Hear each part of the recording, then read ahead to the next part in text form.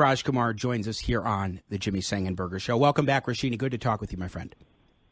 Thank you, Jimmy. I really appreciate you having me on. I know it's been a crazy time for my city. It's been a crazy time for the country. Yeah, well, make no mistake about it, which is part of why I wanted to play that intro tune. And I know you like hearing me play harmonica, so that was fun. I thought you'd like signature. that. I knew that was you on there.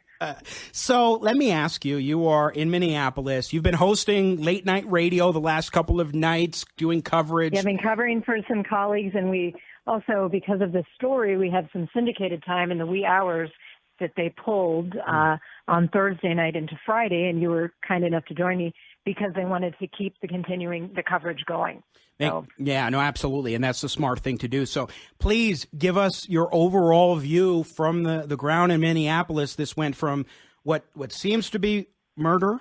That's why the police officer who had his his knee on George Floyd's neck is now being prosecuted or charged with third-degree murder as well as manslaughter. Went from that to riots that have burned down hundreds of businesses and resulted in looting, all sorts of chaos. Tell us what's happening in Minneapolis, St. Paul, the Twin Cities area.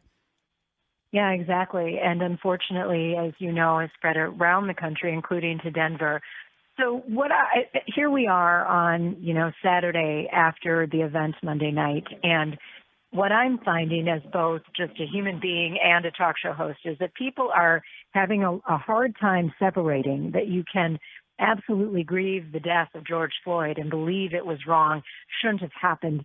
Police brutality really looked like it was happening there. Yes. You can grieve that, but you can also recognize that what has followed, first peaceful protests, then more damage to property, and then true riots and arson, all of these things are fueled by a lot of other layers. And it is not only racism. It is not only the death of George Floyd. There are certain elements that are using it to permeate our community and push other violent acts upon the community. And it's really tough because it's a volatile situation, but it's also a dynamic, ever-changing, continuing situation. And our governor is doing a lot of press conferences, various security and public safety officials are, but we really need to continue to ask, who are these people, right? There are plenty of people locally who've caused damage and should be prosecuted, and we're understanding some people are coming into our community, and maybe there are some groups that are inciting this and trying to get people assembled to do violence. But we can't just say it's one group or the other. There are a lot of people to blame for why our city has been burning for the last few nights, and it is absolutely scary and sad. And we are under curfews in my town of Minneapolis. We are not supposed to be out after 8 p.m. And so I'm, part of the reason when I leave you, I'm going to go check on my mom because we want to get back before the curfew is over. I've had friends offer to let me stay with them in the far out of the way suburbs because they are concerned for my well-being. When I got off the air this morning at 1 a.m., I was hosting last night for a colleague. I went out to my deck and I could smell smoke in the air. And I am not right at the center of where some of the big visuals were from Tuesday and Wednesday, but it's not far from me at all. It's, anywhere from a half mile to a mile away from me. And we were smelling smoke last night. And it's some of those fires, we believe, what we were smelling. It did not smell like at the barbecue next door. So those are some of the things. And I really want people to discern the information that's coming out and not believe everything they hear and see and read. But it is tragic on so many levels, Jimmy. No doubt about that. And actually here in Denver, the city and county of Denver, at least, has a curfew in effect tonight at 8 p.m. And the National Guard is being called in to help enforce that as well. So anybody listening, if you live in the Denver city and county area, make sure that you are home by 8 p.m.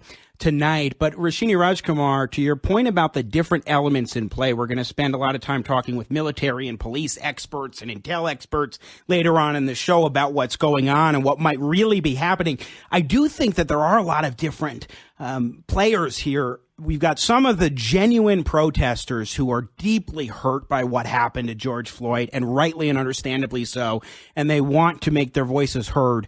Then you've got, I think, agitators probably paid. It seems that would be why you'd have a lot of people coming in from out of state, as seems to be the case.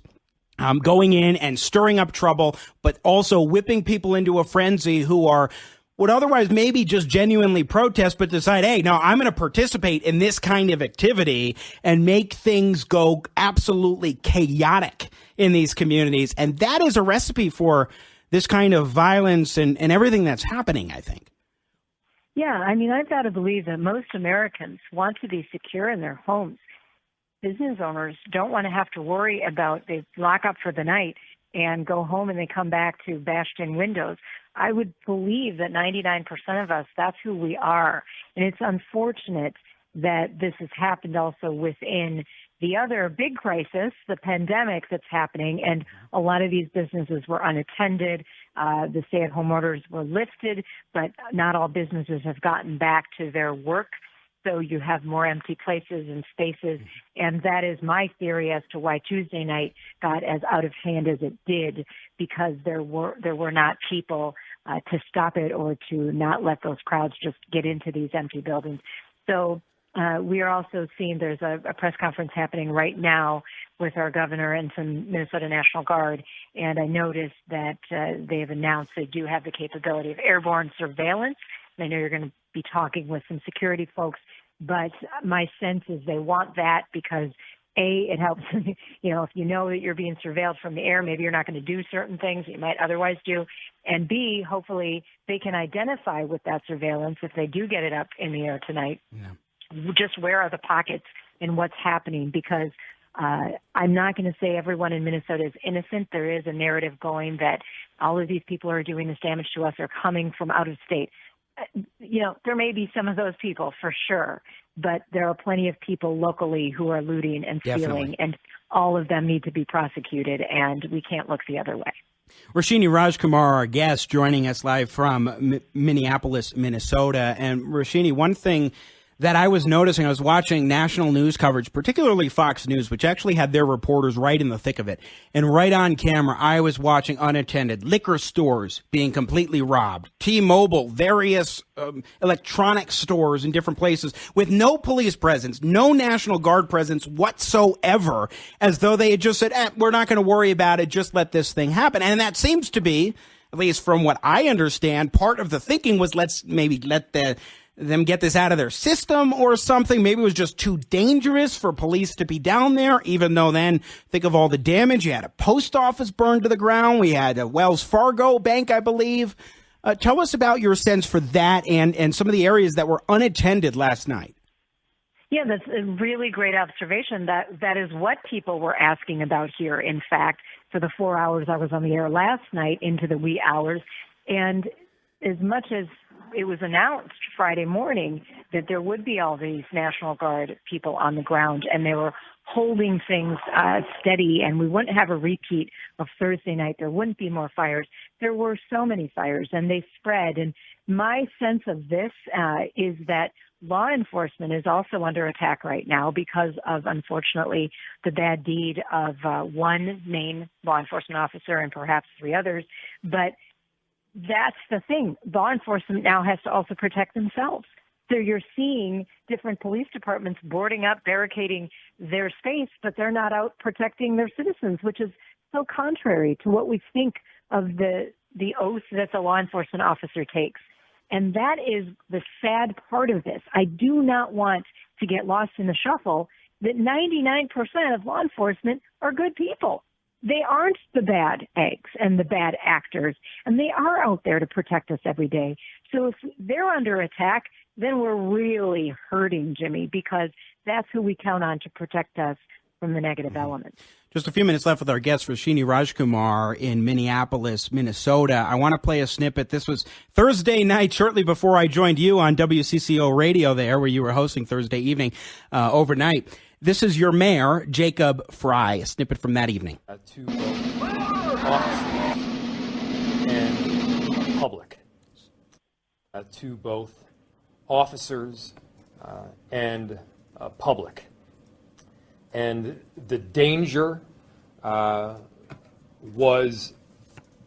became necessary, and I made the decision to evacuate the 3rd Precinct. The symbolism of a building cannot outweigh the importance of life, of our officers, or the public. We could not risk serious injury to anyone.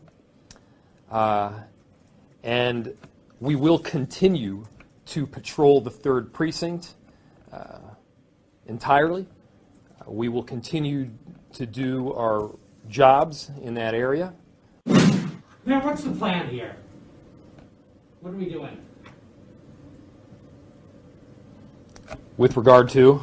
Clearing the streets. A lot of businesses have been burned down. A lot of livelihoods have been hurt. We've seen very little police out there just in general at the 3rd and throughout, and I'm just wondering, what is the plan and who is in charge right now in this city? There is a lot of pain and anger right now in our city. I understand that. Our entire city recognizes that. And then he goes on not to provide any sort of plan. By the way, just for listeners who don't know, by the way, the 3rd Precinct was a police precinct that was ransacked, and the police abandoned that precinct, and it was burned to the ground. Roshini Rajkumar, I was just struck by he had no plan. He had nothing that he was actually presenting. I was surprised he even had a press conference that Thursday night because he didn't provide any interesting, worthwhile information. From a distance, it seems like he's asleep at the wheel. Your Mayor Fry, what do you make of it being there? Well, so that was 1:30 in the morning, like Thursday night into Friday, and it was a terrible press conference. He's since he's gotten himself together. He's still since composed, but I think he's lost the confidence of the people in a big way. And we could have anticipated as early as Tuesday night, maybe even Wednesday morning, you need to call on the governor and get help from the National Guard. And so we really lost some time, and that in turn caused more violence. That's my theory on that. Now it does seem that both mayors of St. Paul and Minneapolis and the governor are on somewhat of the same page. They've had joint press conferences, things like that. I know all of them have been on national TV throughout the week and today.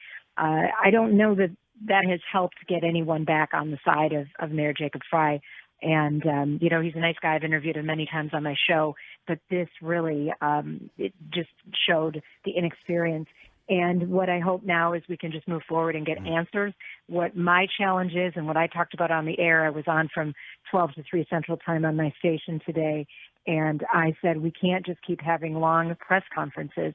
We need to have those people who are in the press conferences out doing the work so that the reporters can be out on the streets actually discovering who is who, and are people in town, from out of town, are they anarchists, are they regular folks? And so these long press conferences are really bothering me.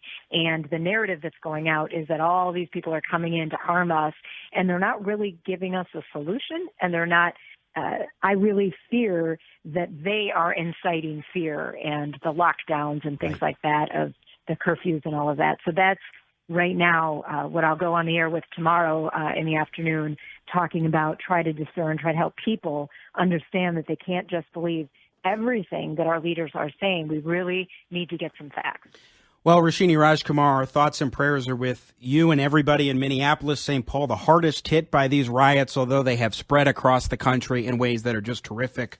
In various cities, New York City, we've seen some things happening in Washington, D.C., lesser level in Denver, also in Atlanta and Los Angeles. So our country is definitely going through, shall we say, a difficult time, to put it mildly, and hopefully everything will work itself out. But best wishes to you. Please stay safe. Thank you so much, Jimmy. Have a great night. Thank you. You as well. Again, Roshini Rajkumar joining us live from Minneapolis, which has been in the thick of it since Monday.